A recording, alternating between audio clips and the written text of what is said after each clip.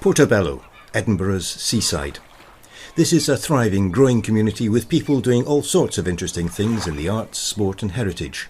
They all have their stories to tell, which is why we have the Porty Podcast.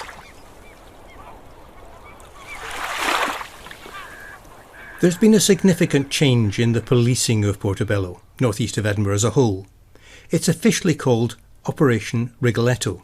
Now, I have heard one local wag suggest there's an element of police humour in the title, as in, you can't wriggle out of this one, sunshine. But in reality, there's a much more serious side to this operation, in putting boots back on the ground, having community police officers on the beat, speaking to the public and making sure that everyone in the community knows who their local officers are, and are therefore willing to approach them in an easy, relaxed, friendly way. To find out how this is working in practice, I went along to Portobello Police Office and spoke to the community officers, Police Constables Matt McPherson and David Love. David Love and I are now the beat officers for the Portobello area. Now that area to us is known as Echo Charlie 33, but to people it's Portobello. And so what this change has meant is that we've really seen a formalisation and a restructure which has gone back to real community policing. We have response teams that cover the area that will respond to urgent calls, 999 calls. But what we have is David and I in Portobello who will be committing the vast majority of our time to dealing with local community concerns in as proactive way as we possibly can. It's been a big change. We've only been in position for 5 or 6 weeks now, but we're already seeing the benefits of a real focus on local policing. David, one of the things that I've noticed is the fact that you've started holding regular surgeries to encourage people to approach you. Yeah, that's correct. The last Friday of every month we're holding surgeries to Portobello Library. There isn't one in December, but we start again at the end of January, and we're also doing roaming surgeries. Sorry, what do you mean by roaming surgeries? Roaming surgery, just we're on foot in the promenade and stopping and speaking to anybody who wishes to approach us. Maybe even catching up or speaking over a coffee, if there are any coffee shops or coffee vans down at the Portobello promenade area. Could you do that in the high street as well? Because there are a number of, but there's Favours just opposite us. We're often in the high streets, and yet there are coffee shops there, so we're always welcome to speak to people in the high street about their concerns with regards to house break-ins or antisocial behaviour, bike theft, things that keep us busy in the police. Matt, looking at the kind of issues that are coming forward, we're approaching Christmas at the moment, where a lot of people will be away, which suggests that perhaps this is a risky time when it comes to housebreaking, perhaps more risky than others. We always have a problem with house break-ins in any city. This is not a problem unique to Portobello, but Portobello residents do need to be particularly aware of it. There are nice houses here, there are attractive places for criminals to try and break into, and we need to be honest about that. Another thing we need to be realistic about is that the police can't be everywhere at once. Davey and I will be doing as many both high visibility and plainclothes patrols as we can. We will be in and around areas that we believe might be broken into. And we also have other officers across the city who are fully committed to trying to really break down organised crime that goes on across the city but too. Surely there's a serious question of self-help. In other words, householders really have to work to make their properties as, I was going to say, defensible as possible. We ask all residents to really take on the advice of police. You can refer to the Police Scotland website for details and information on how to keep your property safe. But of course, residents are going to have to play their part in ensuring that Portobello continues to be a safe place and does not become a haven for people who wish to break into houses. So do you actually go out and talk to community groups about that kind of activity, the kind of security that should be in place? Yes, in the last couple of weeks we've had a number of meetings regarding this. I was at Portobello Community Council meeting last Monday, which went extremely well, and this issue was discussed. And we had a meeting yesterday with one of our local residents who's very active in a local neighbourhood watch, and we were actually talking about ways in which we could perhaps improve communication to local residents and give them advice on how they could protect their property better. I mean, people are aware that house break-ins are a problem. What they're less aware of is how they can defend themselves against it, and that's really the more challenging step. So if there's one piece of advice you would give householders, what would it be? I would ensure that you get a timer on some of your lights within your living room if you're away on holiday. That's a really cheap, really simple thing you can do. You can buy them online, they'll sell them in household sort of shops. something which, when a person walks past your house, makes them think maybe that person's home. And if you can start to think like someone who might be attracted to break into your house, then you'll soon see that it's perfectly obvious when you're not in, and you need to take steps to change that.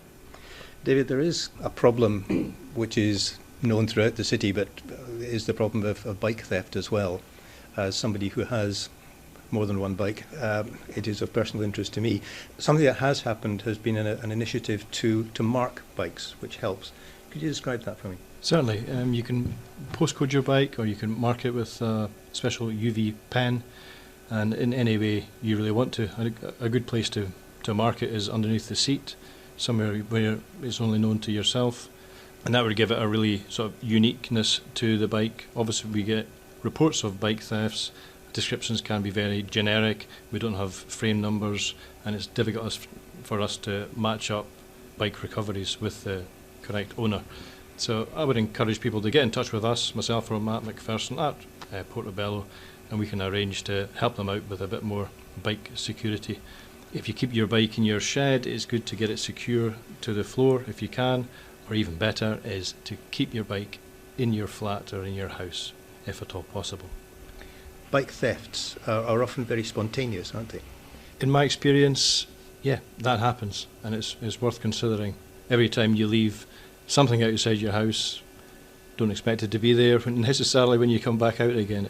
We do get reports which do surprise us at times, but opportunist thieves are about. Matt, can I just turn back to the wider community, because we've recently had the Portobello Street Fair, with the police were, Street Fest rather, which the police were strongly involved with in terms of closing off parking, and I noticed there was a traffic cop leading Santa Claus in. Is that part of your remit as well, to liaise with organisations like that in order to ensure public safety at big events?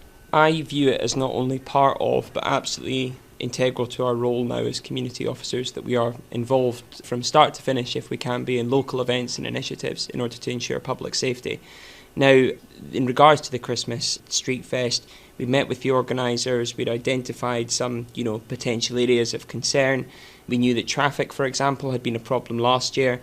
Now, because it was the real Santa Claus that was attending the Portobello Street Light extravaganza, that's why Road Traffic Motorbike was able to come out and do some flashy lights. Yes, we were involved from start to finish. And again, going back to the earlier point of this structural change, it's a really good example of that, because we have been given the time and the space to really be fully involved within our communities, and events like that are a good example of it. We can be involved in the organising and also the actual event itself. And I noticed, I think I did see you on the far side of the street, yes, watching what was happening carefully. Yes, I was. We didn't have to sing anything, but at one point it did look perhaps likely. But when Zed and Sapphire stood up to sing, that was when we sort of made our way just to the other side to ensure that we remained observant of what was going on.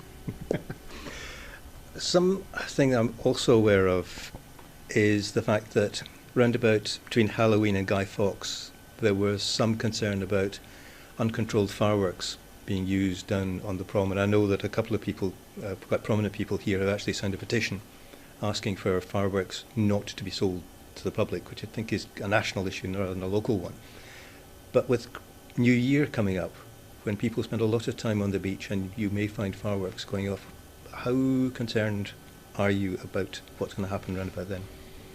I think there's always a concern with regards to the use of fireworks in public places.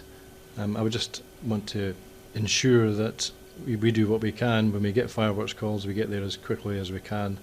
We hope to see a responsible person in the area with no children setting off fireworks. On Guy Fawkes night, we were aware that there were young people who were setting off fireworks down on the promenade. They obviously kept us very, very busy that night. But with the run-up to New Year celebrations, no doubt there will be instances or incidents coming our way, but we will hopefully be able to tackle it when it arises. Wouldn't it be so much better for perhaps people to make their way to Musselburgh because there is an official fireworks display at Goose Green? That's certainly an idea, but people often don't want to go that far from their homes on Hogmanay. I would encourage them to, if they see anything they are concerned about, then to give us a call.